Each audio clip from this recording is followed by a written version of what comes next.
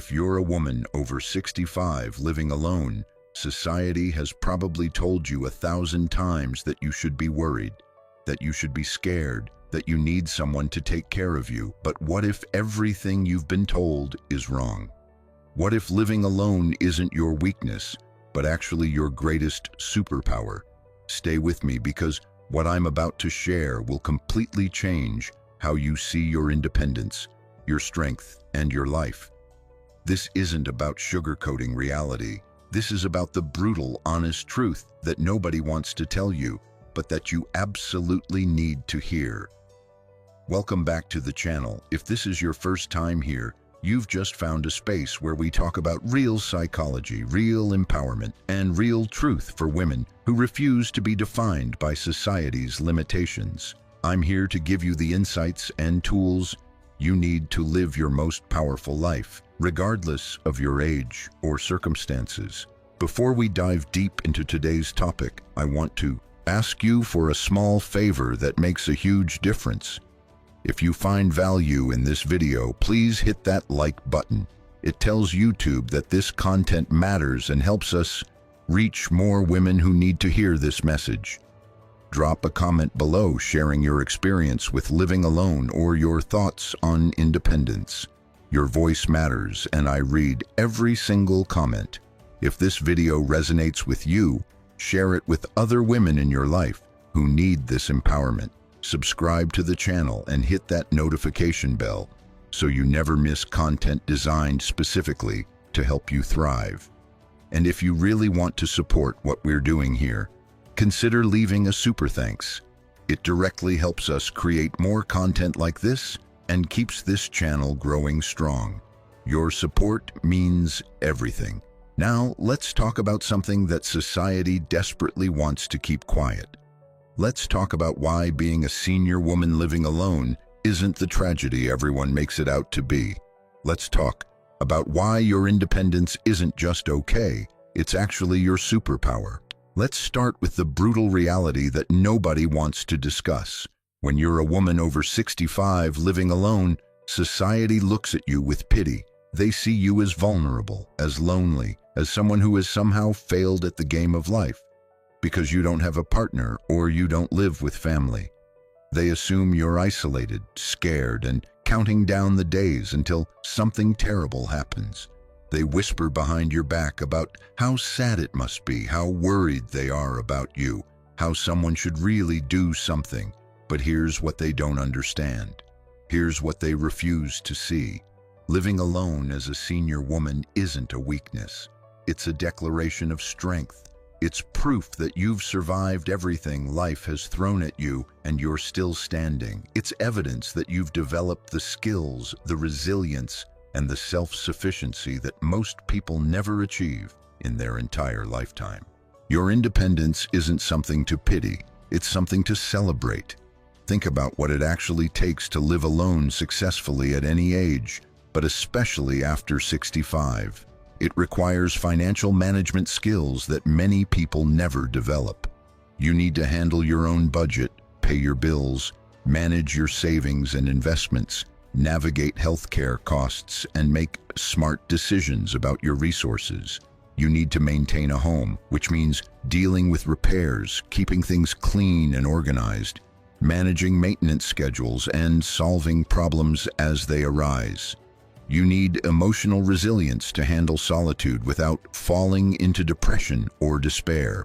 You need physical capability to take care of your daily needs. You need mental sharpness to stay organized and keep track of everything. You need social skills to maintain connections and build new relationships on your own terms. That's not weakness, that's a masterclass in life skills. That's competence at the highest level. Most people can't do what you do every single day. Most people would fall apart without someone else to lean on, but you've proven that you can carry your own weight and then some. You've proven that you're capable, strong, and completely self-sufficient. Let's dig deeper into why society is so threatened by independent senior women. This isn't an accident. This isn't just innocent concern. There are powerful psychological and social reasons why your independence makes people uncomfortable, and understanding these reasons is crucial to protecting your peace and maintaining your power. First, your independence challenges the traditional narrative about aging and femininity. Society has spent centuries teaching women that their value comes from taking care of others, from being needed, from sacrificing themselves for family. The traditional life script for women goes something like this. You get married, you have children, you devote your life to your family, and then, in your golden years, your children take care of you, or your spouse grows old with you. That's supposed to be the reward for all that sacrifice. That's supposed to be the happy ending.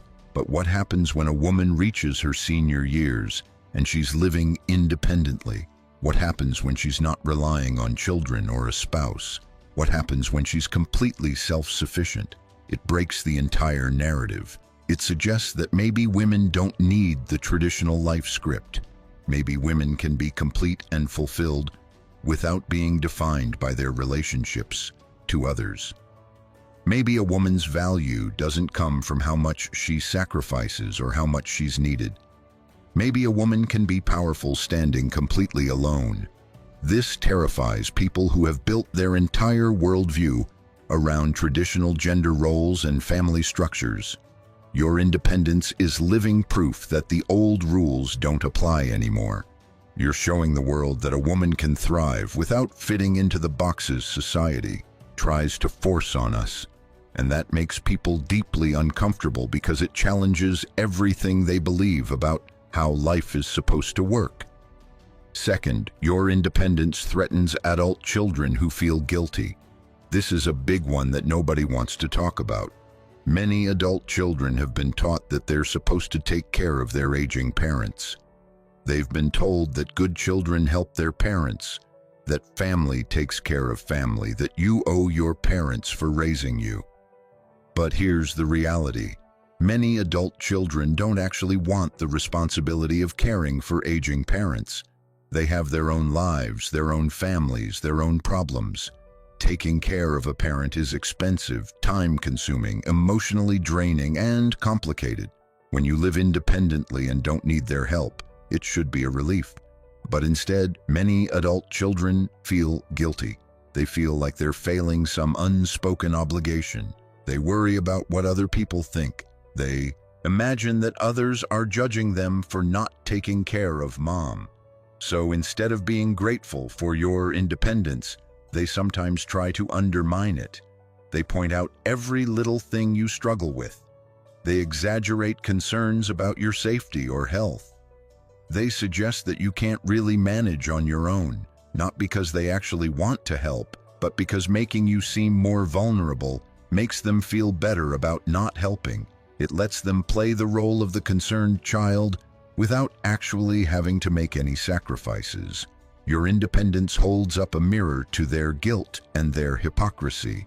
You're showing them that you don't need them, which means they can't use you as an excuse for their own choices or as a way to feel important. That's threatening to their ego and their self-image. Third, your independence challenges ageist assumptions about capability and worth.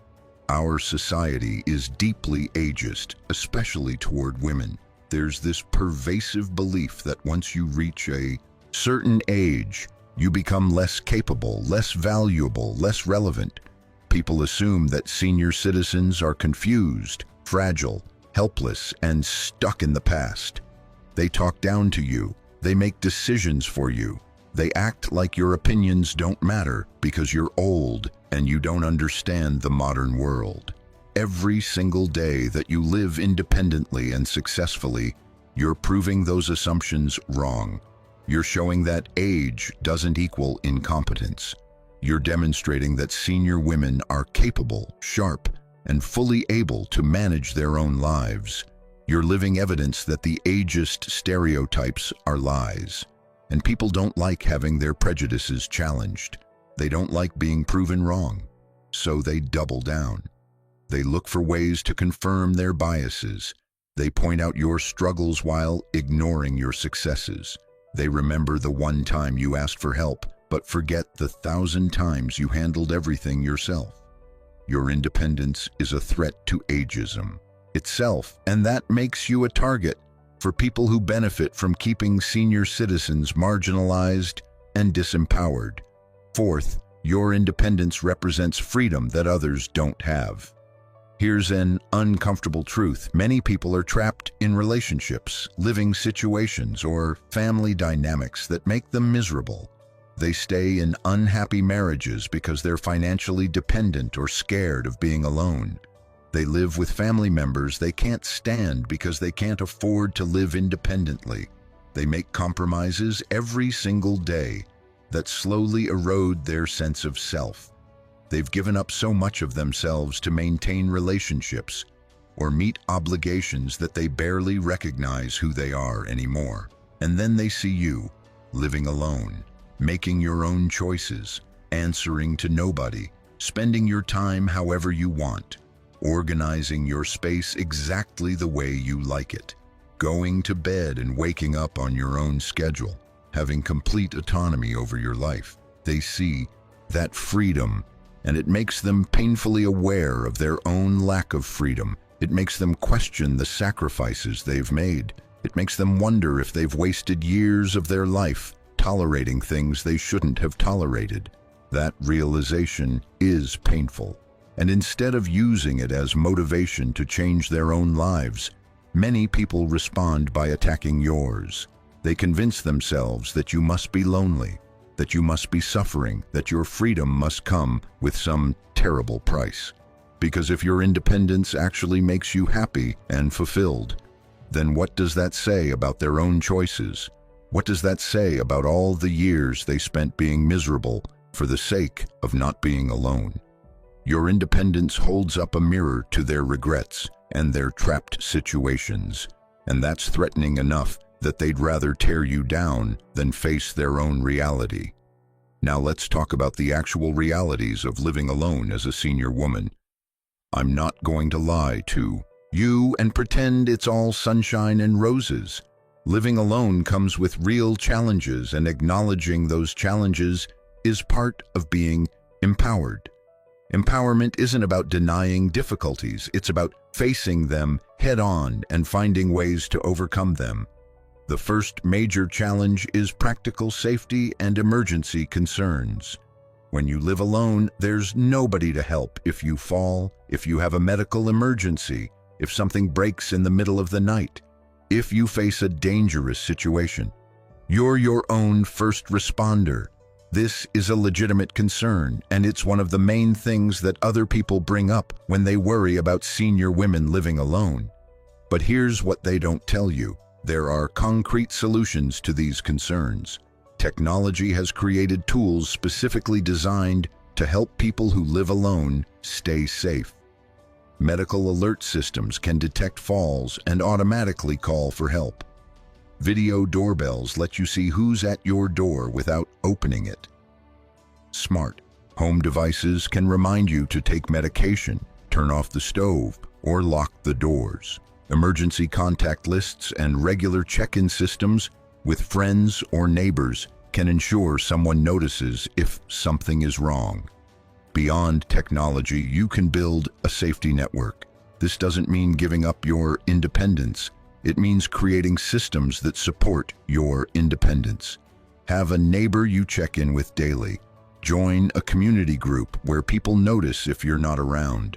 Keep a list of emergency contacts in multiple places. Learn basic first aid and emergency response. Take fall prevention seriously by removing hazards from your home and staying physically active to maintain balance and strength. The key is being proactive rather than reactive. Don't wait for an emergency to figure out your system. Set it up now while you're capable and thinking clearly. And here's the thing. People who live with others face emergencies too. Living with someone doesn't guarantee safety. Plenty of people have medical emergencies or accidents even with others in the house. The difference is that you've taken responsibility for your own safety instead of assuming someone else will handle it. That's not a weakness. That's wisdom. The second challenge is emotional. Dealing with loneliness and isolation. This is the one everyone focuses on. They assume that living alone automatically equals being lonely. But here's what research actually shows. Loneliness and being alone are not the same thing. You can be surrounded by people and feel desperately lonely. You can live alone and feel deeply connected and fulfilled. The quality of your relationships matters far more than your living situation. Many women who live alone report feeling less lonely than they did in unsatisfying marriages or complicated family situations. They've discovered that solitude and loneliness are completely different experiences. Solitude is chosen, it's peaceful, it's space to breathe and think and be yourself, without performance or compromise. Loneliness is the painful feeling that you lack meaningful connection. You can experience solitude without loneliness. You can experience loneliness without solitude. The real question isn't whether you live alone. The real question is whether you have meaningful connections in your life. Do you have people you can talk to honestly? Do you have friends who genuinely care about you? Do you engage with your community in ways that matter to you? Do you have activities that bring you joy and put you in contact with others? These factors determine whether you feel lonely, not whether someone sleeps in your house. Many senior women living alone have rich social lives. They volunteer, they take classes, they're part of clubs or religious communities. They maintain deep friendships. They're connected through phone calls, video chats, and social media with people who matter to them. They've learned to actively cultivate connection rather than passively, waiting for it to appear. They've discovered that quality trumps quantity every single time.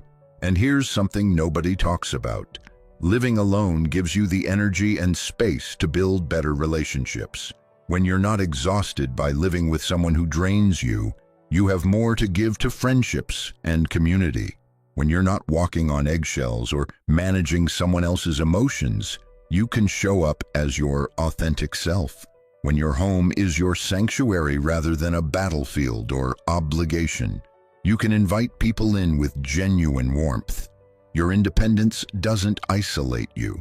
It positions you to build the kinds of connections you actually want rather than settling for whatever proximity provides. The third challenge is financial. This is the most practical and often the most stressful aspect of living alone as a senior woman. Housing costs, healthcare expenses, daily living needs, and unexpected emergencies all fall entirely on your shoulders. There's no second income to fall back on. There's no partner to split costs with. If something goes wrong financially, you have to solve it yourself. This is real, and this is hard. Women of your generation often face particular financial challenges. Many spent years out of the workforce raising children, which means smaller social security benefits and fewer retirement savings. Lifetime earnings were lower due to the wage gap. Pensions are rare. Some women find themselves financially vulnerable after divorce or widowhood, especially if their partner controlled the finances during the relationship. But here's what you need to understand. Living alone doesn't create financial problems, it reveals them. If you're struggling financially while living alone, you'd likely still struggle with those same issues in a different living situation. The problem isn't your independence. The problem is systemic inequality, inadequate social support systems, and economic structures that disadvantage senior citizens, especially women. And despite these challenges, many women living alone are managing their finances successfully. They've learned to budget carefully. They've found ways to reduce expenses without sacrificing quality of life. They take advantage of senior discounts, community resources, and programs designed to help. They make smart decisions about housing, whether that means downsizing, finding affordable areas, or creatively approaching home ownership. They stay informed about their benefits and make sure they're getting everything they're entitled to. Financial independence is a skill, and you can develop it at any age. If you're struggling, there are resources available. Financial counselors, community organizations, government programs, and nonprofit groups exist specifically to help senior citizens manage their finances. Reaching out for help isn't a sign of weakness, it's a sign of intelligence. The goal isn't perfection, the goal is sustainability. Can you meet your basic needs? Can you handle normal expenses? Do you have some cushion for emergencies? If the answer is yes, then you're doing fine. If the answer is no, then you need to take action, but that action is about solving the specific financial problems, not about giving up your independence. The fourth challenge is physical, managing your home and your health without assistance. As we age, some tasks become more difficult.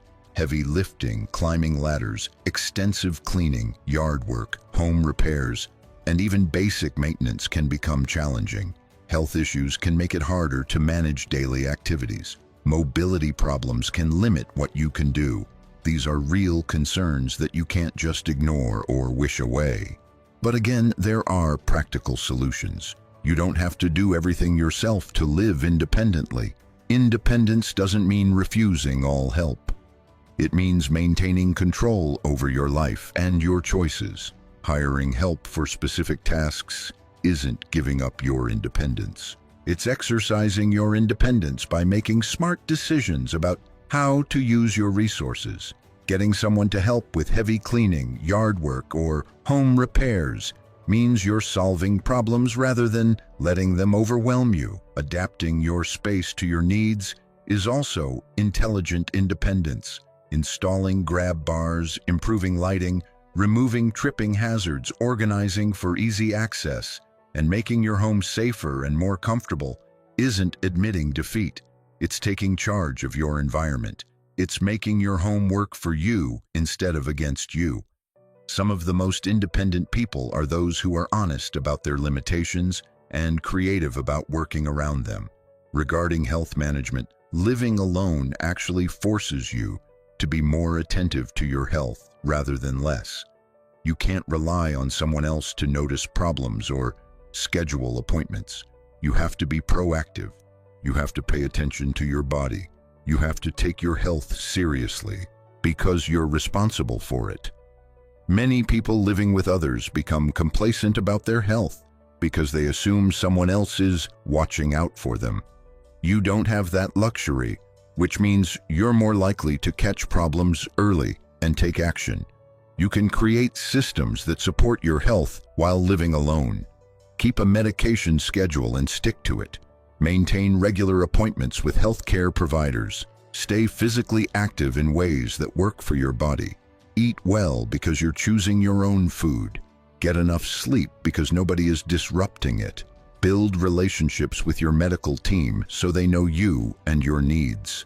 These habits don't require living with someone. They require taking responsibility, which is something you're clearly capable of doing.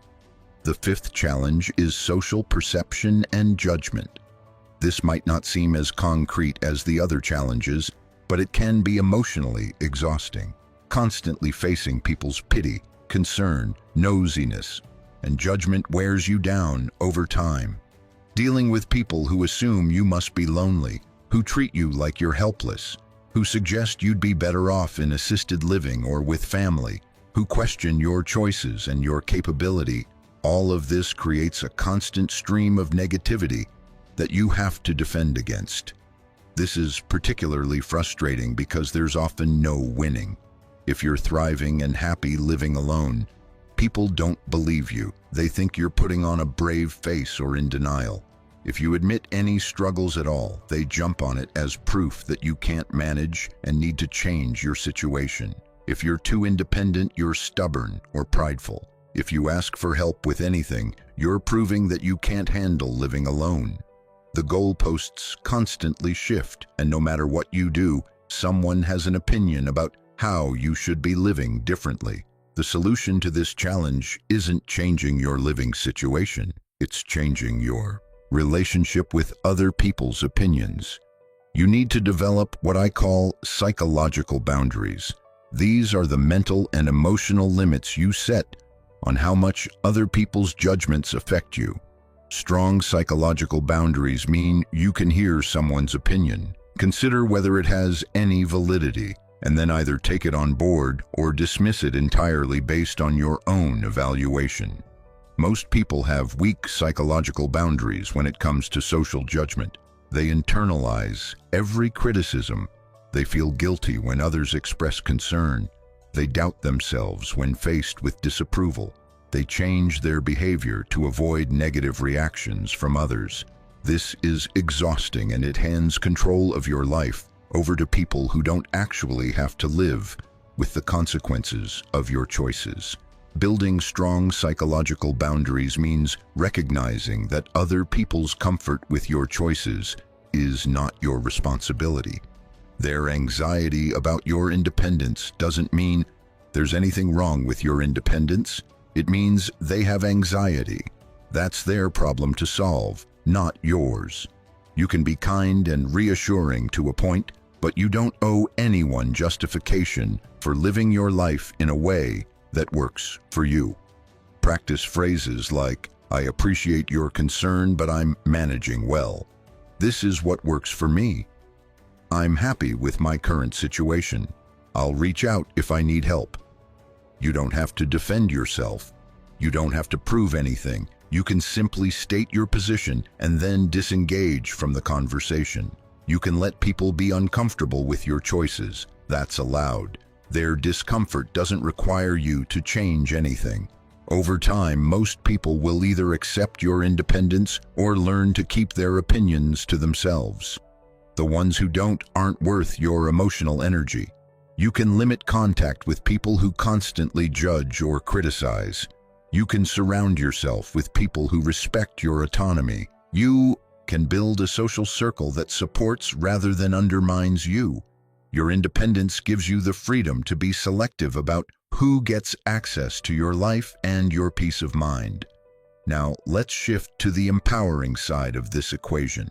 Let's talk about why living alone is genuinely a superpower and not just something you're coping with or surviving.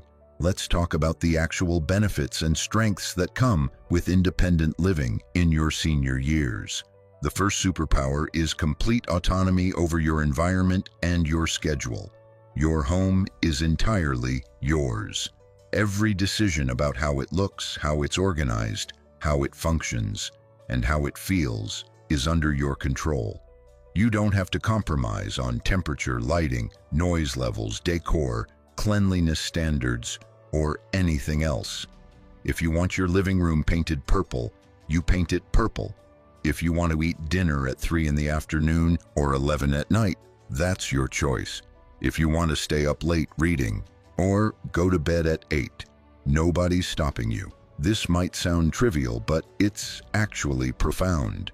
Having complete control over your personal space and time means you can create an environment that supports your well-being exactly as you need it. You can set up your home to make your life easier. You can establish routines that work for your body and your preferences. You can prioritize what matters to you without negotiating or justifying your choices. Think about how much energy people waste in shared living situations, trying to compromise, accommodate, or argue about basic daily decisions. Should the house be warmer or cooler? How clean is clean enough? When should meals happen? How should money be spent? What should we watch on television? Where should furniture go? These constant negotiations are exhausting, and they rarely result in anyone being truly happy. Everyone ends up compromising, which means everyone ends up with less than what they actually want. Living alone eliminates all of that. You get exactly what you want because you're the only person whose preferences matter in your space. This isn't selfish. This is the reward for decades of compromising, accommodating, and putting others first. This is your time to prioritize yourself without guilt or apology. You've earned this autonomy, and exercising it is a form of self-care and self-respect. The second superpower is emotional independence and peace. Living alone means you're not managing anyone else's emotions, moods, or problems on a daily basis. You're not walking on eggshells around someone's temper. You're not being dragged down by someone else's depression or anxiety. You're not serving as a free therapist for someone who refuses to deal with their issues. You're not absorbing someone else's stress and making it your own. This emotional independence is incredibly valuable for your mental health. You get to wake up and respond to your own feelings rather than immediately having to deal with someone else's. You can have a bad day without someone taking it personally or making it worse. You can have a good day without someone raining on your parade. Your emotional energy is yours to direct, rather than being constantly drained by the needs and demands of others. Many women spend their entire lives as emotional caretakers. They manage their children's feelings, their partner's moods, their aging parents' fears, their friends' dramas. They become experts at reading the room, anticipating needs, diffusing tension, and keeping everyone else comfortable. It's exhausting work that's rarely recognized or appreciated. Living alone gives you a break from all of that. You can just be. You can feel what you feel without having to perform or manage. You can focus on your own emotional well-being without guilt. This doesn't mean you become cold or uncaring. You can still be supportive of people you love, but there's a huge difference between choosing to offer support in specific situations and being trapped in a 24/7 emotional management role. Living alone lets you set boundaries around your emotional labor. You can give from a place of abundance rather than obligation. You can be there for others because you want to, not because you have to. That shift makes your relationships healthier and more genuine. The third superpower is financial clarity and control. When you live alone, you know exactly where your money is going. There's no mystery spending. Nobody is making purchases without your knowledge. You're not subsidizing someone else's poor financial decisions. You're not arguing about money or discovering financial problems that someone else created. Your financial situation might be tight, but at least it's transparent and under your control. This clarity allows you to make better financial decisions. You can budget accurately because you know your actual expenses. You can plan for the future because you're not dealing with financial surprises. You can prioritize your spending based on what actually matters to you. If you want to spend money on something that brings you joy, you can do it without justifying it to anyone. If you need to cut expenses, you can make those choices strategically based on your own values and needs. Financial independence also protects you from financial abuse, which is more common than most people realize. Many senior citizens face financial exploitation from family members, partners, or caregivers. People pressure them for money, take control of their accounts, make unauthorized purchases, or manipulate them into funding someone else's lifestyle. Living independently and maintaining control of your finances makes you much harder to exploit. You're in the best position to protect your assets and make sure your money is used for your benefit. You can work with financial advisors, lawyers, and accountants who answer to you alone. You can make decisions about your estate, your investments, and your resources based on your wishes rather than someone else's agenda. This level of financial autonomy is powerful protection against being taken advantage of. The fourth superpower is the freedom to evolve and reinvent yourself. Throughout most of your life, you've probably been defined by your relationships and roles.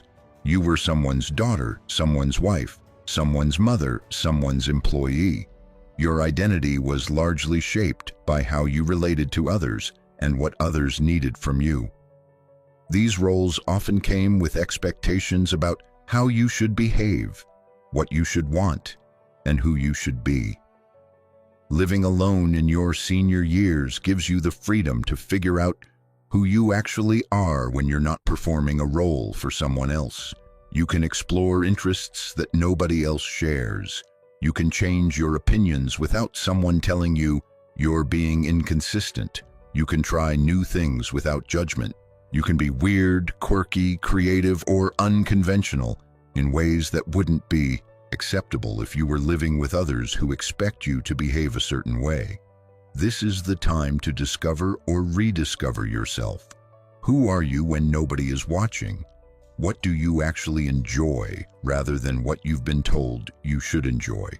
What matters to you when you're not worried about pleasing or impressing others? What kind of person do you want to be in this chapter of your life? Living alone gives you the space to explore these questions honestly. Many women discover incredible things about themselves once they're living independently. They find hidden talents. They develop new passions. They realize they're interested in things they never had time or permission to pursue. They become more authentically themselves than they've ever been. This isn't about becoming a completely different person. It's about shedding the layers of performance and expectation that have accumulated over decades and getting back to your core self. The fifth superpower is control over your relationships. When you live alone, every relationship in your life is there because you choose it. You're not stuck dealing with difficult people just because you share a living space. You're not trapped in toxic dynamics because of proximity or obligation. You can set boundaries without having to enforce them every single day. You can decide who gets your time, your energy, and your presence.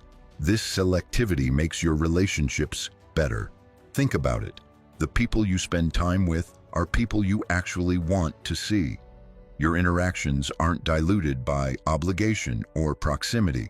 When you're with someone, it's because you chose to be with them, which makes the time more meaningful. You're not just tolerating people or going through the motions. You're actively engaging with people who add value to your life. You also have the power to limit or eliminate relationships that don't serve you. That judgmental family member who always criticizes your choices, you can see them once a year at holidays and keep your distance the rest of the time. That friend who constantly complains but never takes advice, you can set limits on how much time you give to that relationship. That person who always needs something but never reciprocates, you can say no without feeling guilty because maintaining the relationship isn't necessary for your daily survival. Living alone means you're not dependent on any single relationship for your basic functioning. You're not staying with a partner because you need help with bills. You're not tolerating a difficult roommate because you need to split rent. You're not putting up with family drama because you live in someone's house. Your independence gives you the freedom to have relationships on your terms or not at all. That's real power. The sixth superpower is peace and reduced conflict. Let's be honest, living with other people creates conflict. Even in the best relationships, there are disagreements, misunderstandings, hurt feelings, and tension. In difficult relationships, there's constant drama, fighting, manipulation, and stress. Living alone eliminates almost all of this conflict from your daily life. Your home is peaceful because there's nobody there to create chaos. You're not dealing with someone else's bad day. You're not getting dragged into arguments. You're not having to defend yourself or explain yourself or justify yourself constantly. You're not negotiating or compromising on things that shouldn't require negotiation. You're just living your life in peace. This peace has real health benefits. Chronic stress and conflict are terrible for your physical and mental health. They raise your blood pressure, weaken your immune system, disrupt your sleep, and contribute to depression and anxiety. They accelerate aging and increase the risk of serious health problems. Reducing conflict and stress in your daily life is one of the best things you can do for your overall well-being. Many women don't realize how much stress they're under from living with difficult people until they experience the peace of living alone. They discover that they sleep better, they feel calmer, they enjoy their days more, they have more energy, they're genuinely happier. This isn't because they're lonely or isolated. It's because they've removed a major source of stress from their lives. That's not something to feel guilty about. That's something to celebrate. The seventh superpower is the development of deep self-reliance. Living alone forces you to develop skills and capabilities that you might never have gained otherwise. You become your own problem solver, your own decision maker, your own support system. This builds a kind of confidence and self-trust that's incredibly valuable. When you successfully navigate challenges on your own, you prove to yourself that you're capable. Every problem you solve, every decision you make, every obstacle you overcome reinforces your belief in yourself. Over time, this creates a deep sense of self-efficacy. You know you can handle things because you've been handling things. You don't need someone else to rescue you or validate you or tell you what to do. You've got this. This self-reliance is attractive to others and empowering for you. People respect competence. When you demonstrate that you can manage your life effectively, people take you more seriously. They're less likely to dismiss your opinions or try to make decisions for you. They see you as a capable adult rather than someone who needs to be taken care of. And more importantly, you see yourself that way. Self-reliance also protects you from desperation. You're not tolerating bad relationships because you think you need someone. You're not accepting help that comes with strings attached because you think you can't manage alone. You're not making decisions based on fear of being by yourself. You're operating from a position of strength rather than weakness. You can make choices based on what you actually want rather than what you think you need to survive. The eighth superpower is the gift of time and attention for what actually matters to you. Living alone means you're not spending hours every day managing household dynamics, having pointless conversations, or doing things purely to keep the peace or meet someone else's needs. All that time and energy becomes available for things that actually enhance your life. You can pursue hobbies and interests without having to justify why they matter or make time for them around someone else's schedule. You can read, create art, garden, learn new skills, volunteer, travel, or whatever else brings you joy. You can invest in friendships that nourish you. You can engage with your community in meaningful ways. You can work on personal projects that have been sitting on the back burner for decades. You can finally write that book, learn that language, take that class, or start that business you've been thinking about. Many women report that living alone in their senior years is when they finally have time to focus on themselves without guilt. They're not raising children or managing a household for a partner. They're not working full-time jobs. They've fulfilled the major obligations that consumed most of their lives. This is their time. And living alone ensures that time actually belongs to them rather than being claimed by someone else's needs and demands. This isn't selfish. This is the natural progression of a well-lived life. You've spent decades taking care of others. You've fulfilled your obligations. Now it's your turn to focus on yourself, to pursue what matters to you, to live according to your own values and desires. That's not selfishness. That's balance. That's justice. That's you finally getting your share of attention and resources after giving so much to others for so long. The ninth superpower is resilience that comes from facing challenges directly. Living alone means you can't avoid difficult situations. You have to deal with them head on because there's nobody else to handle them for you. This builds a particular kind of mental toughness and resilience that serves you well in all areas of life. Think about how much people grow when they're forced to handle things independently. Young adults who move out on their own develop capabilities they never would have gained living with parents. People who survive divorce or the death of a spouse often discover strength they didn't know they had. Facing challenges builds character, competence, and confidence in ways that being protected or rescued never can. Living alone keeps you sharp because you can't afford to become passive or helpless. You have to stay engaged with life. You have to keep learning, adapting, and problem-solving. This active engagement with life's challenges is actually protective against cognitive decline. It keeps your brain active and your skills current. It prevents the learned helplessness that can develop when other people do everything for you. Many women who live alone report feeling mentally sharper and more capable than friends or family members who have always had someone else to rely on. They haven't fallen into the trap of letting someone else handle everything. They've maintained their skills and even developed new ones. They're proof that the use it or lose it principle applies to independence just as much as it applies to physical and mental abilities. The 10th superpower is the ability to model independence for younger generations. Whether you realize it or not, your independent living is making a statement and setting an example. Younger women in your family and community see you living successfully on your own. They see that it's possible to be independent at any age. They see that you don't have to be afraid of being alone. They see that a woman can be complete and fulfilled without being defined by relationships to others. This matters enormously. So many young women grow up believing they need a partner to be complete. They're terrified of being alone. They stay in bad relationships because they think being single is worse than being unhappy.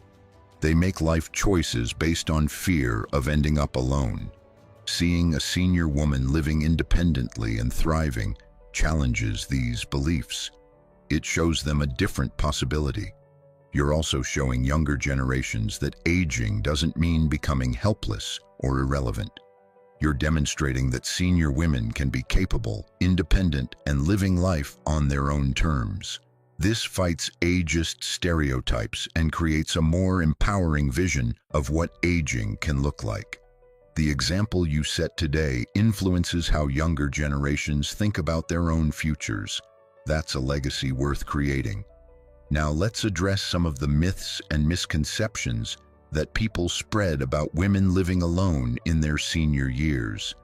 These myths are pervasive, and they do real damage by making women doubt themselves and by giving others ammunition to pressure women into living situations they don't want. Myth number 1, living alone means you're lonely and isolated. We've already addressed this, but it bears repeating because it's the most common assumption people make. There's no automatic connection between living alone and feeling lonely. Research consistently shows that loneliness is about the quality of your relationships, not your living situation. You can be desperately lonely in a house full of people if those relationships are superficial or toxic. You can feel deeply connected while living alone if you have meaningful friendships and community ties. Many women who live alone are actually less lonely than they were when living with others. They've learned to actively cultivate connection rather than passively hoping that sharing space with someone will magically create intimacy.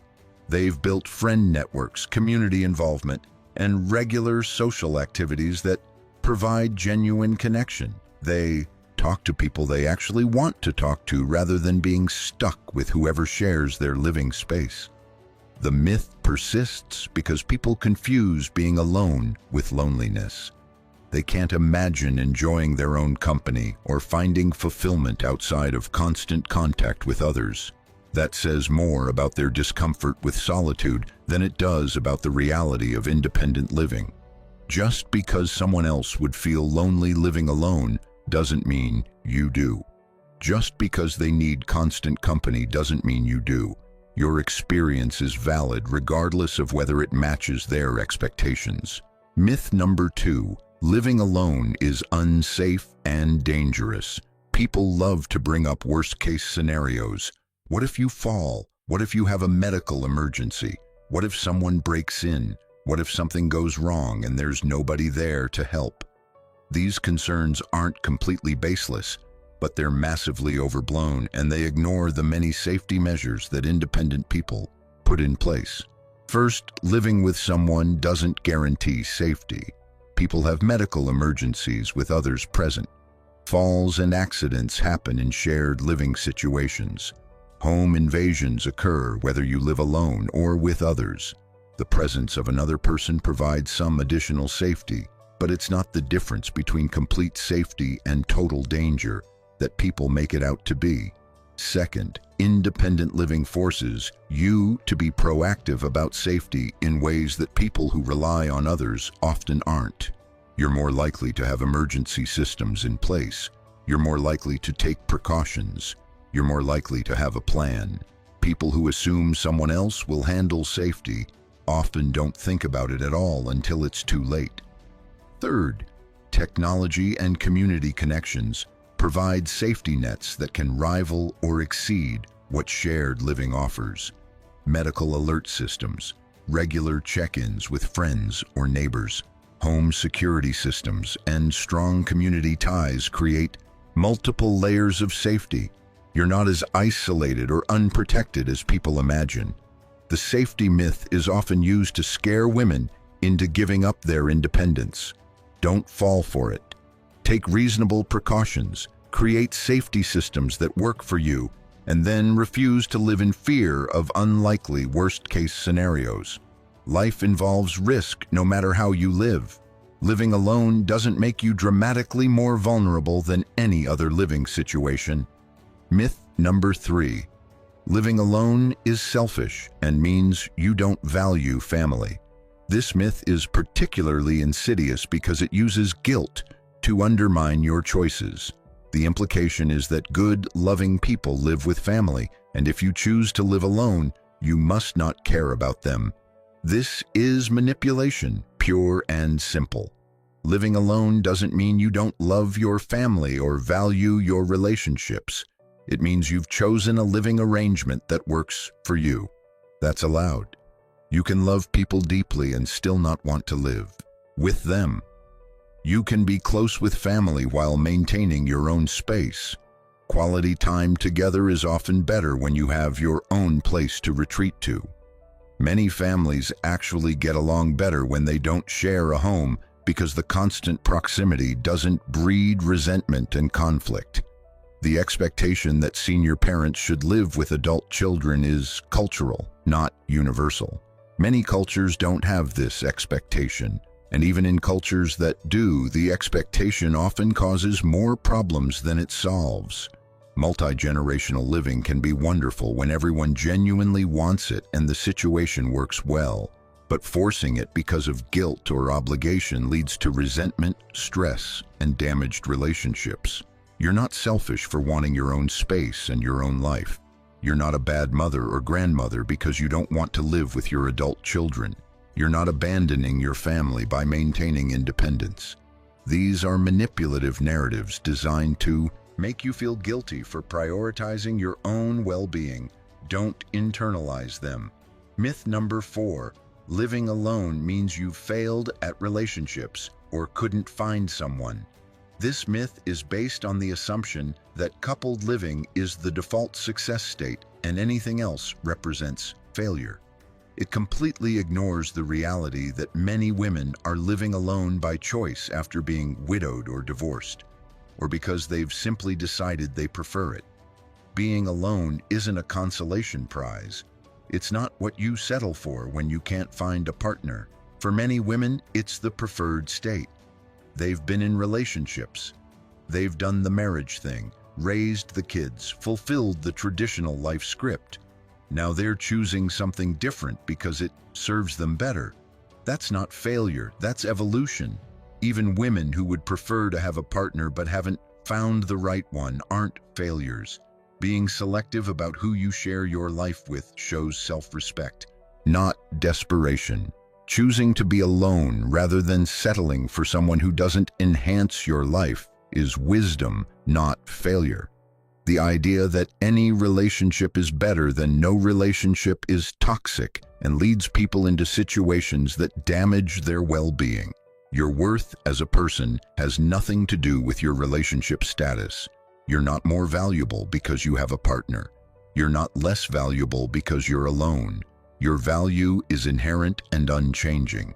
Anyone who tries to make you feel like you've failed because you're single is revealing their own insecurities and limited worldview, not stating some objective truth about your life. Myth number 5. Senior women living alone need to be taken care of or rescued. This is pure ageism dressed up as concern. The assumption is that once you reach a certain age, you automatically become helpless and need someone to manage your life for you. This completely dismisses your capability, your intelligence, and your right to make your own decisions. Unless you're dealing with serious cognitive decline or significant disability that genuinely impairs your judgment and functioning, you're perfectly capable of managing your own life. Other people's anxiety about your independence doesn't mean you actually need to be rescued. Their discomfort with your choices doesn't mean your choices are wrong. Their need to feel important by taking care of you doesn't create an actual need on your part to be taken care of. This myth is particularly dangerous because it's often used to justify taking control away from senior women. Family members or even professionals sometimes use concern as an excuse to make decisions without consulting the woman involved. They move her into assisted living against her wishes. They take over her finances. They treat her like a child who can't be trusted to know what's best for herself. This isn't care, this is control, and it's often driven more by what's convenient for others than what's actually best for the woman herself. You get to decide when and if you need help. You get to choose what kind of help you want and who provides it. You get to maintain control over your life unless you're genuinely incapable of making safe decisions for yourself. And even then, you deserve to be involved in the decision-making process as much as possible. Nobody should be making choices for you just because they think they know better or because your independence makes them uncomfortable. Let's talk about how to protect and maintain your independence while living alone. This isn't about defending yourself against every criticism or proving yourself to every doubter. It's about creating sustainable systems that support your well-being and your autonomy over the long term. First, build a strong support network that respects your independence. This seems contradictory, but it's not. A good support network doesn't undermine your autonomy, it reinforces it. The key is being selective about who's in your network and what role they play. Look for people who respect your choices, even when they don't fully understand them. Look for people who offer help without attaching strings or expectations. Look for people who treat you as a capable adult rather than someone who needs to be managed. Look for people who celebrate your independence rather than seeing it as a problem to solve. Your support network might include friends who check in regularly just to say hi, neighbors who you have a friendly relationship with, family members who respect boundaries, professionals like your doctor or financial advisor who you trust, and community connections through groups or organizations you're involved with.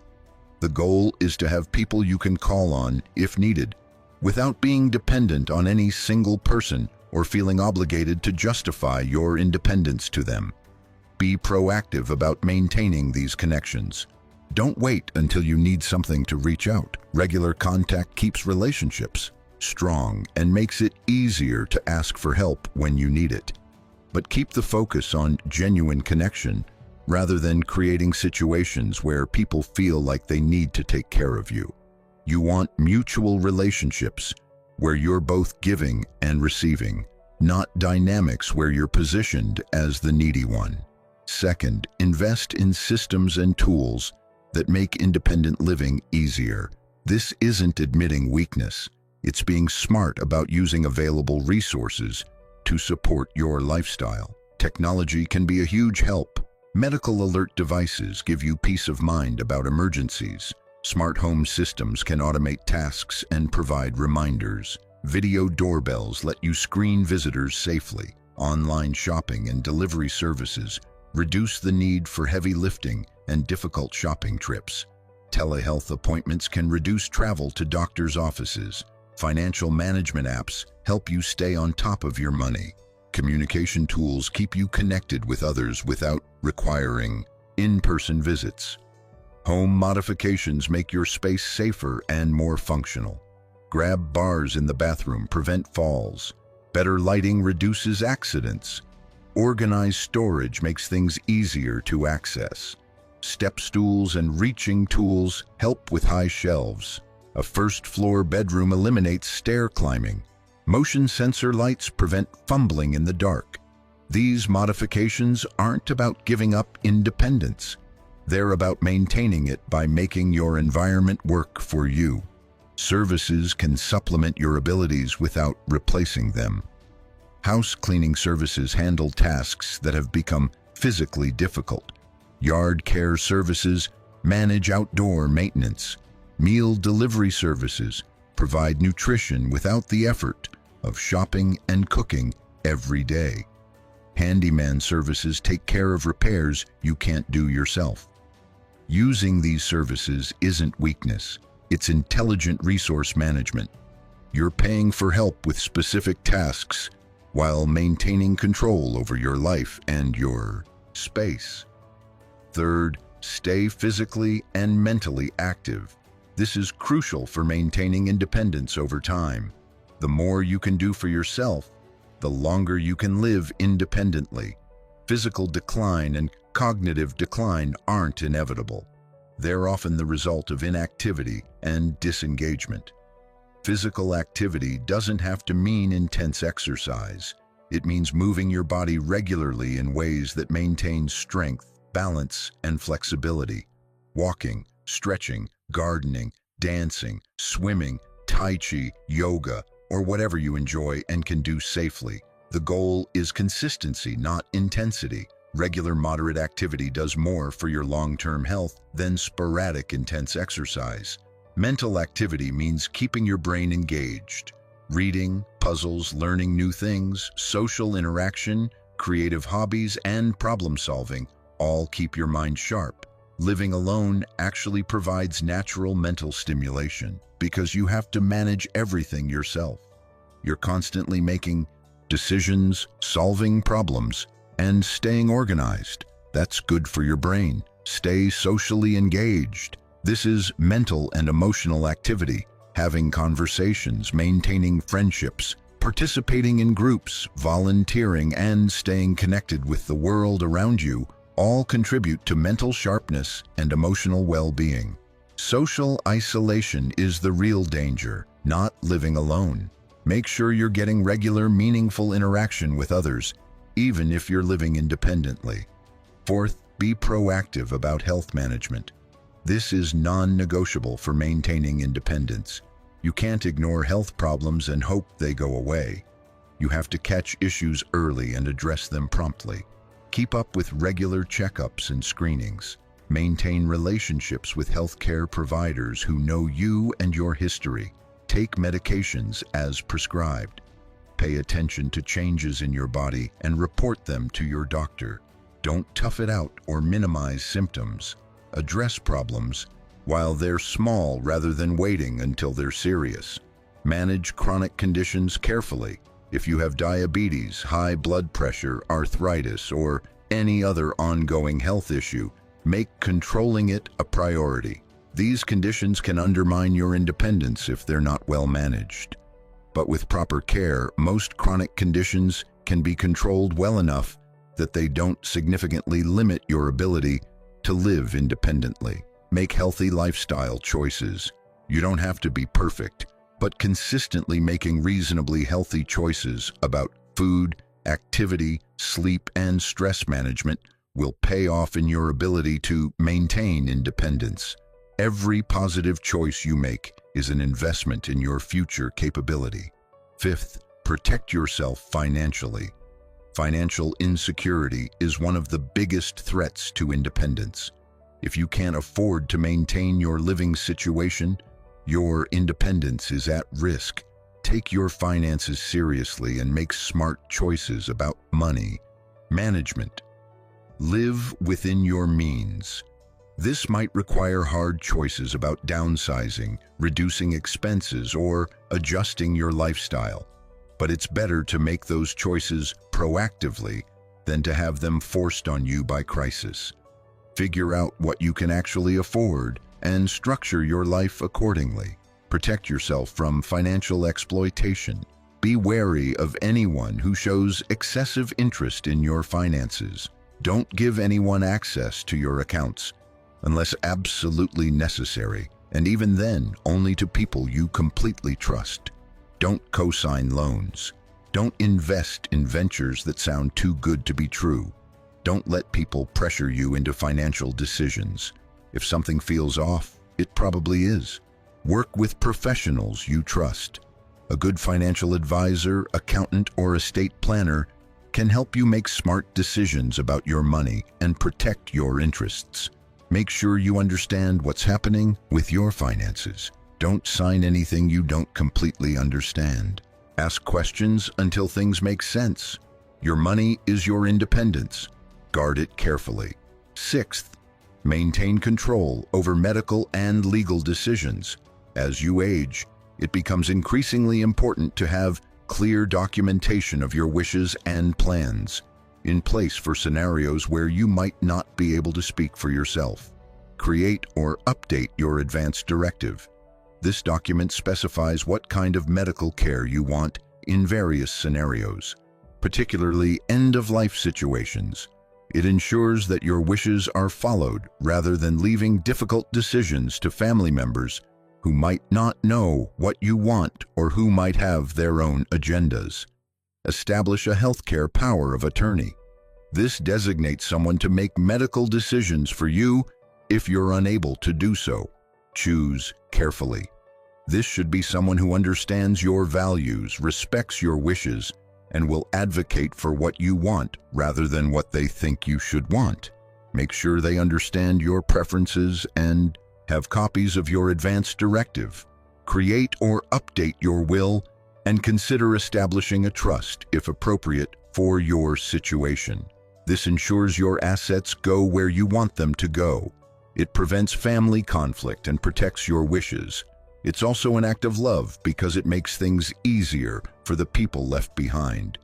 Establish a durable power of attorney for finances. This lets someone manage your finances if you become unable to do so. Again, choose very carefully. This person will have enormous power over your resources. It should be someone you trust completely and who has demonstrated financial responsibility and integrity. Review and update these documents regularly. Circumstances change. Relationships change. Your wishes might change. Don't create these documents once and forget about them. Make sure they reflect your current situation and desires. Having these things in place doesn't mean you're giving up control. It means you're maintaining control by making sure your wishes are known and will be followed, even in situations where you can't speak for yourself. This is taking responsibility for your life at the highest level. Now let's talk about what to do when people challenge your independence or try to pressure you into changing your living situation. This happens to almost every woman living alone at some point. Family members, friends, healthcare providers, or even strangers feel entitled to share their opinions and concerns. Here's how to handle it. First, recognize that their concerns usually say more about them than about you. When someone expresses worry about you living alone, it's often driven by their own fears, guilt, need for control, or discomfort with situations that don't match their worldview. It's rarely based on actual assessment of your capabilities or situation. Understanding this helps you not internalize their concerns as if they're objective facts about your life. Second, respond with calm confidence. Don't get defensive or angry, even though their interference might be frustrating. Defensiveness makes you seem uncertain. Anger can be dismissed as irrational. Instead, respond with quiet confidence. I appreciate your concern, but I'm managing well. I'm happy with my current situation. I'll reach out if I need help. State your position clearly and then disengage from debate. Third, don't justify or over-explain. You don't owe anyone a detailed defense of your choices. The more you explain, the more ammunition you give people to argue with you. Keep your responses brief and then change the subject or end the conversation.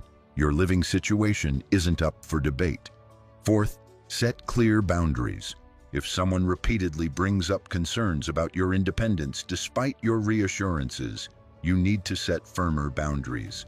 I've told you I'm fine. I need you to respect that and stop bringing this up. Your constant concern is actually causing me stress. I need you to trust that I can manage my own life. Be direct about what you need from them. Fifth, limit contact with people who won't respect your boundaries. If someone continues to pressure you, criticize your choices, or make you feel bad about your independence despite clear boundaries, you have every right to reduce or eliminate contact with them. Your peace of mind is more important than maintaining relationships with people who undermine you. Sixth, document your capability if necessary. In extreme cases where family members might try to legally challenge your independence, you might need documentation that you're competent to make your own decisions.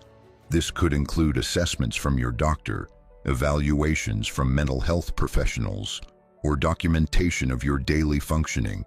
This shouldn't be necessary in most cases, but if you're dealing with particularly controlling or problematic family members, it's good to be prepared. Seventh, know your rights. You have the legal right to make your own decisions unless a court has determined you're incompetent, which is a high bar that requires clear evidence of inability to manage your affairs. Nobody can force you to move or change your living situation just because they think it would be better. Nobody can take over your finances or medical decisions without your consent or a legal ruling. Knowing this gives you confidence to stand your ground. Eighth, seek outside support if needed. If family pressure becomes overwhelming, talk to a counselor, social worker, lawyer, or patient advocate who can help you navigate the situation and protect your rights. You're not alone in dealing with this. There are professionals who specialize in helping senior citizens maintain their independence against family interference. Let's address a sensitive topic: recognizing when you might actually need to change your living situation. Being empowered doesn't mean being unrealistic. There might come a time when living completely alone is no longer the best choice for your safety and well-being. The key is making that determination yourself, based on honest self-assessment, rather than giving in to external pressure. Signs that you might need to consider changes include repeated falls that you can't recover from independently, serious cognitive decline that impairs your judgment and safety, inability to manage basic self-care like eating, bathing, or taking medications correctly, isolation that's causing serious depression or mental health decline, financial crisis that makes maintaining your home impossible, or health conditions that require more monitoring or care than you can arrange in your current situation. Notice that these are serious, concrete problems, not vague concerns or worst-case scenario worries. Occasional forgetfulness doesn't mean you have serious cognitive decline. One fall doesn't mean you can't live independently. Difficulty with some tasks doesn't mean you can't manage your life. The standard should be, can you meet your basic needs safely? Can you make sound decisions about your well-being? Are you able to maintain a reasonable quality of life? If yes, then you can continue living independently. If no, then it's time to consider alternatives. Even if changes are needed, you still have choices. Independent living isn't the only option, and institutional care isn't the only alternative. There are many options between completely independent living and nursing home care. Assisted living facilities, senior housing communities, living with family under clear agreements that protect your autonomy, hiring live-in help, or moving to a more manageable living situation while maintaining your own household are all possibilities. The goal is finding the arrangement that best balances your needs for support with your desire for autonomy and control. If you do need to make changes, you get to drive that process. You get to explore options, visit facilities or living situations, make decisions about what you're comfortable with, and maintain as much control as possible over the transition. Don't let anyone rush you or force you into situations you're not comfortable with. Take your time. Get all the information you need. Make the choice that feels right to you. And remember, needing support doesn't erase your value or your strength. It doesn't mean you failed. It means you're human and you're facing realities that everyone faces, eventually, if they live long enough. How you handle those transitions is what matters. You can maintain your dignity, your autonomy, and your sense of self, regardless of where or how you live. Let's talk about the deeper psychological and spiritual aspects of living alone in your senior years. There are profound lessons and growth opportunities that come with this experience that go beyond just managing practical challenges. Living alone as a senior woman is an opportunity to develop a deep relationship with yourself. For much of your life, you've probably defined yourself through relationships with others. You were someone's daughter, learning who you were supposed to be from your parents. You were someone's partner, compromising and adapting to maintain the relationship. You were someone's mother, pouring yourself into your children's needs and development. You were someone's employee or colleague, performing a role and meeting expectations. All of these relationships shaped you, but they also obscured you. You learned to see yourself through other people's eyes. You internalized their expectations. You shaped yourself to fit what others needed you to be. This isn't necessarily bad, it's how we develop as social beings. But it means that many women reach their senior years without ever having really known themselves as separate, autonomous individuals. Living alone gives you the chance to discover who you are when you're not performing for anyone. What do you actually like? What matters to you when nobody else's opinion counts? What brings you joy when you're not trying to please anyone? What kind of person are you when nobody is watching? These are profound questions, and living alone gives you the space to explore them honestly. This self-discovery can be uncomfortable at first. You might find that you don't know yourself as well as you thought. You might discover that some things you believed about yourself were actually just patterns you adopted to fit in or please others. You might realize that you've been living on autopilot, doing things because that's what you've always done, rather than because you actually want to do them. This realization can be destabilizing, but it's also liberating. Once you realize that so much of what you've been doing was performance rather than authentic expression, you're free to make different choices. You can shed the patterns that don't serve you. You can try new things without worrying about whether they fit your established identity. You can evolve and change without having to justify it to anyone. You can become more authentically yourself than you've ever been. This process of self-discovery and authentic living is deeply fulfilling. It's the difference between existing and truly living. It's the difference between going through the motions and being present in your own life. Living alone in your senior years isn't the end of your story. It's potentially the chapter where you finally become fully yourself. Living alone also offers the opportunity to develop a different relationship with solitude. Most people in our culture are afraid of being alone. They equate solitude with loneliness, emptiness, or failure. They fill every moment with activity, noise, or interaction to avoid facing themselves. They're uncomfortable with silence and stillness. They don't know how to be alone without feeling lonely. But solitude and loneliness are completely different experiences. Loneliness is a painful feeling of disconnection and lack of meaningful relationship. Solitude is the intentional experience of being alone that allows for reflection, rest, creativity, and inner peace.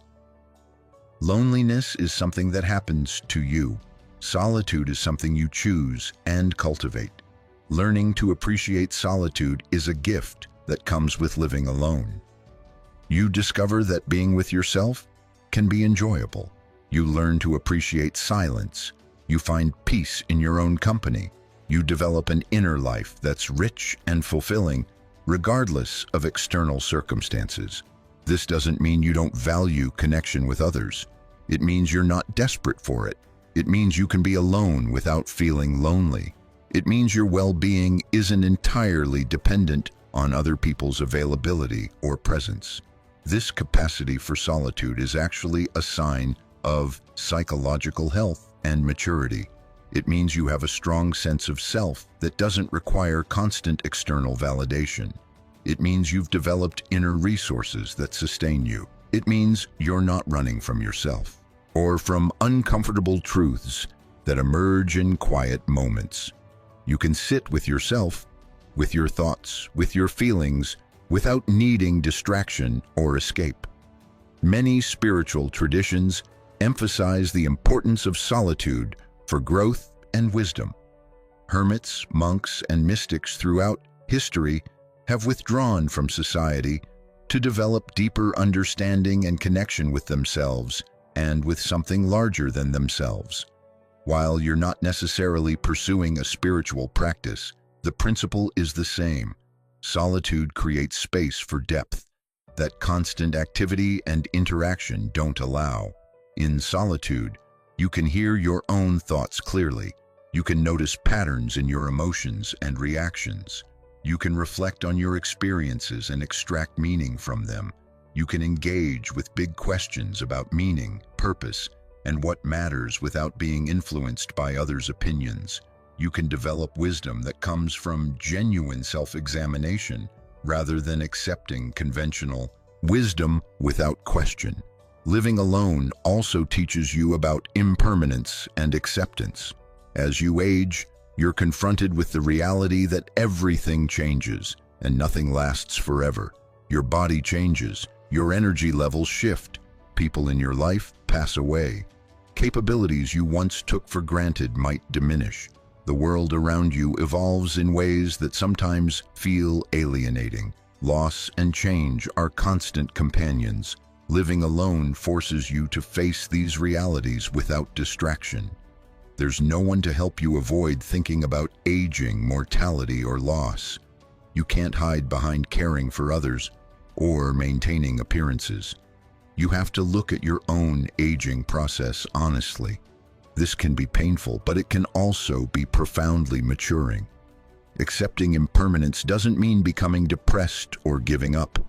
It means making peace with the reality that everything changes, including you. It means finding meaning and joy in the present moment rather than clinging to the past or fearing the future. It means appreciating what you have while you have it rather than taking it for granted. It means facing your own mortality with courage and wisdom rather than denial or terror. Many cultures that respect their elders recognize that one of the gifts of aging is wisdom about impermanence. Older people have experienced enough change and loss to understand that clinging to permanence is futile. They've learned to hold things lightly, to appreciate the moment, to find peace with what is rather than what was or what might be. This wisdom is valuable not just for you, but for younger generations who can learn from your example. Living alone as a senior woman also presents an opportunity to examine and heal your relationship with independence itself. Many women have complicated feelings about independence. You were probably raised with mixed messages. Be independent, but not too independent. Take care of yourself, but also be willing to rely on others. Be strong, but not intimidating. Be capable, but not threatening. These contradictory messages created internal conflict about how independent it's okay to be. Additionally, many women associate independence with negative experiences. Maybe you became independent because of difficult circumstances like divorce, widowhood, or abandonment rather than by choice. Maybe your independence came at a cost that made it feel more like burden than blessing. Maybe you learned to be independent because you couldn't rely on anyone else, which created resentment rather than pride. These associations can make independence feel like something you're forced to endure rather than something you're choosing to embrace. Living alone in your senior years gives you the opportunity to reframe independence as empowerment rather than abandonment. You can choose to see your independence as strength rather than loneliness, as freedom rather than isolation, as autonomy rather than rejection. You can heal the wounds that made independence painful by experiencing it in a new context where it's genuinely serving your well-being rather than being forced on you by circumstances. This reframing requires conscious work. You have to challenge the negative narratives you've internalized about being alone. You have to actively look for the benefits rather than dwelling on the costs. You have to practice gratitude for the freedom and autonomy you have, rather than focusing on what you don't have. Over time, this practice can transform your relationship with independence from something you tolerate into something you genuinely value and protect. Finally, living alone as a senior woman offers the opportunity to examine what legacy you want to leave. When you're no longer defined by your roles as caregiver, partner, or employee, you can think more clearly about how you want to be remembered and what impact you want to have on the world around you. Legacy isn't just about grand gestures or leaving behind wealth. It's about the values you embody, the example you set, the wisdom you share, the kindness you show, and the difference you make in the lives you touch. Living independently as a senior woman is itself a legacy. You're showing that it's possible. You're demonstrating strength, capability, and self-sufficiency. You're challenging stereotypes and expanding possibilities for women who come after you. You can also be intentional about other aspects of your legacy. How do you want to spend your time and energy? What matters enough to you that you want to invest in it during these years? How can you contribute to your community, your family, or causes you care about? What wisdom have you gained that you want to pass on? What do you want people to remember about you? Living alone gives you the freedom to pursue legacy on your own terms, rather than having your time and energy consumed by others' needs and demands. You can volunteer for causes that matter to you. You can mentor younger women. You can write, create art, or document your experiences for future generations. You can be politically active or socially engaged. You can simply live in a way that demonstrates your values and sets an example worth following. Your legacy is being written every day through your choices and your actions. Living independently with dignity, courage, and joy is itself a powerful legacy that will influence how others think about aging, independence, and what's possible for women. We've covered an enormous amount of ground in this video, and if you've made it this far, you're clearly someone who values depth and truth over superficial reassurance. You're someone who's willing to look at difficult realities honestly, while also recognizing your own strength and capability. That takes courage, and I want you to know that I see that courage in you. Living alone as a woman over 65 is not the tragedy society wants you to believe it is. Yes, it comes with challenges. Every living situation does, but it also comes with profound gifts: autonomy, peace, freedom, growth opportunities, and the chance to finally live on your own terms after decades of living for others. Your independence isn't something to apologize for or hide. It's something to celebrate and protect. Society will continue to judge you. People will continue to express concern that's really about their own discomfort. Family members might continue to pressure you to change your living situation, but you know the truth now. You know that their concerns say more about them than about you. You know that you're not just surviving alone. You're potentially thriving in ways that wouldn't be possible in any other situation. You know that your independence is a superpower, not a weakness. Before you go, I want to remind you again to support this channel if this content resonated with you. Hit that like button so this video reaches more women who need this message. Drop a comment sharing your experience or your thoughts. Your voice matters and contributes to a community of empowered women supporting each other. Share this video with women in your life who might be struggling with judgment about their independence or questioning their own choices. Subscribe to the channel and turn on notifications so you never miss content designed to empower and uplift you. And if you really want to support what we're doing here and help us continue creating in-depth, honest content like this, leave a super thanks. Every bit of support helps us reach more women and create more resources that make a real difference. I want you to walk away from this video with your head held high. You're doing something remarkable. You're living proof that women don't need to be defined by relationships or roles to have value and purpose. You're demonstrating that strength, capability, and independence aren't just for the young.